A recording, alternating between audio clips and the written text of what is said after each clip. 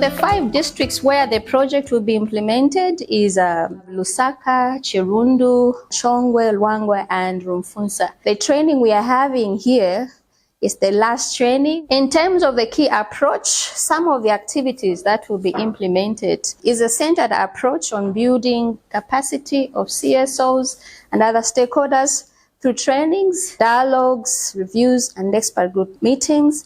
And then also we are going to have consultations with different stakeholders and expertise, and just to ensure that we strengthen the voices in climate action. This is a very important process that we are undertaking. In the next 2 days, Laura and Freeman, they'll be able to unpack what the NDCs are, in our process, how can we do the advocacy, how can we engage all the stakeholders. The National Adaptation Plan are quite important because they reflect a country's plan or strategy on how we are going to simply adapt to climate change.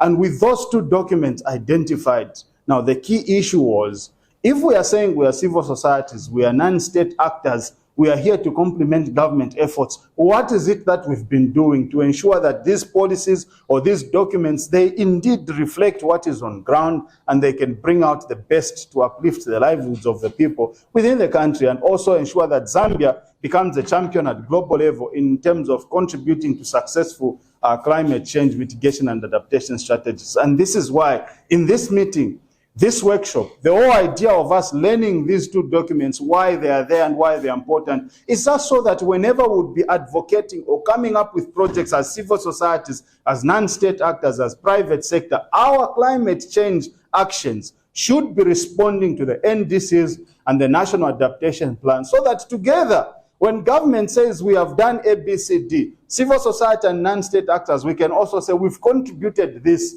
in the attainment of the NDC, in the attainment of the NAP. We don't want civil societies or non-state actors to be running climate activities that are far removed from where the country wants to go. Climate change has impacted our sector in a very, very serious way, in that the weather pattern that is there affects the crops that are grown by the farmers. And it affects in such a way that the yield has been reduced over the years, and it goes back to the health sector. Reduced yield means hunger. We'll end up having malnutrition. Even the adults end up having malnutrition, and as a result, it affects the economy of the country, so to say.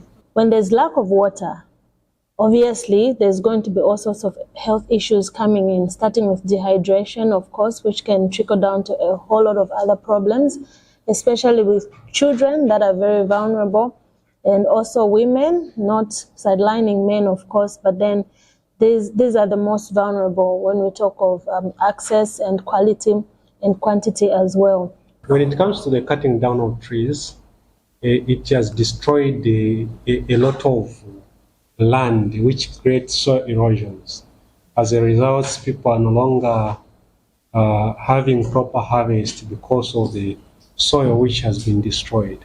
As Pride, we've noticed that climate change is a cutting across issue that is affecting all these thematic areas. So we decided to come up with a model, which we call the Link Me model, which is an integrated approach. So with all these other thematic areas, we've worked on them for a very long time, but now we're trying to put our foot when it comes to climate change, because we've noticed when it comes to even the pupils, they're also affected when there are floods. Their parents are also affected. So with those parents that are affected, we came up with a project that's economic empowerment. In Kalomo, we're looking at reducing the vulnerability of children to climate change. So we're looking at how climate has impacted on the education of the children. What's happening there that, so for example, when the Kalomo of Southern Province is in agroecological zone number 1, which is prone to drought. You find that most of agricultural activity is affected, which threatens the food security. So one of the things that we're doing around climate and environmental issues is to champion or enhance the feminist climate justice agenda. The feminist climate justice is a concept that highlights the intersectionality of gender and climate issues and advocates for a more equitable and inclusive approach. So we believe, as Zambia Alliance of Women, that you cannot attain climate justice without gender justice. So we try to see how best we can champion the both. As you know, we have the CDF, which is the flagship of this government. And so through that, we have a component of disaster, how we actually manage in terms of that. So I think we have about 5% of the 60%, which is apportioned for community projects. And so when there's a disaster, there's a component, there's some monies that come from there to tackle the issue of disaster in terms of droughts, or maybe there's actually something that has happened in line with that. Right now, Zambia Land Alliance is currently undertaking a project in Southern Province that is actually focusing on promotion of agroforestry, particularly in Mwanze and Kwembe. So in those areas, I think the issues that they had was land degradation, soil erosion. And in this project, we are promoting community participation by formation of natural resource management committees in these communities. And they work with the government through the Department of Forestry and the Ministry of Green Economy. Women that we are training, we have also included in the aspect of climate change, because for those that we are training in skills, especially those to do with gardening, because our area of operation actually it's a peri-urban area, Efwe Town, ZC. So those have been affected by the climate change. So those we have put in place, especially the issue to do with waste management. Our Kafue Youth campaign is the Keep Kafue Clean and Green. It's a transformative community initiative aimed at cultivating a cleaner and more environmentally responsible town. Some of our key objectives are trash audit. KYC plans to undertake a comprehensive trash audit to better understand waste management issues and develop a strategy. The second one is community sensitization. Raising awareness within Kafue about proper waste management practices is very essential. In line with climate change, what we have been able to do as an organization, we are mostly youth. We are youth-based running kind of an organization. So what we've been able to do is mostly, again, in the education aspect. So we've been able to visit community schools. We've been able to go to universities as well. And in this way, we are trying to see how climate change is affecting the educational aspect. So we've been able to, let's say we've attended a place in Masaiti district where we saw how the climate change, the drought issues were affecting a few individuals in attending school. Also to Atasha, we provide the community participation to make sure that we lobbying and advocacy for disability human rights in line with the United Nations Conventions on the Rights for Persons with Disabilities. Also, we participate also governance programs to make sure that issues of the policy should be inclusive, or policies should be inclusive. The women are willing to stop doing things that degrade the climate, but that they needed an alternative source of income. With our cooperating partner, who is House of Ruth, has continued to lobby for funds so that we can fund these women, because we've identified what they want to do. We have a list of the women, we have a list of what they want to do. What we are now waiting for, and which I know is already in place now, is the funding. So regarding environmental or rather climate change issues, which have almost or affected all the sectors in one way or another, we are into promotion of afforestation through tree planting activities in some parts of the country. We have also been promoting the use of renewable energy and smart income generating activities such as formation of cooperatives. What the church is doing to address the issue of environment and the climate. Number one, we are having a special concern for the poor. Number two, we also look at the issue of poverty and lack of human development. Global climate change affects the most vulnerable because of poverty, because of age, health, and location. Hence, the change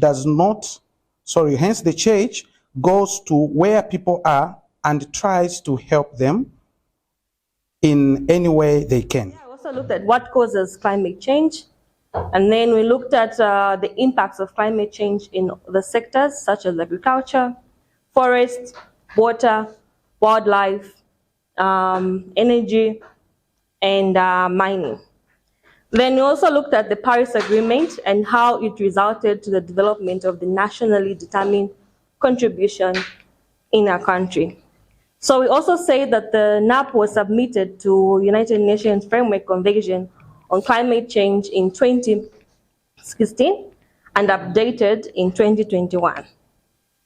So we also looked at the elements that are found in the National Adaptation Plan, which is the environment, the physical, social, human, institutional, and the finance, and how these elements can be used to adapt to climate change by looking at the factors of climate change, such as temperature, weather, drought, and flooding. Thank you so much for coming. I have learned so many things, and listening from you guys, the innovations, interventions, I'm so inspired.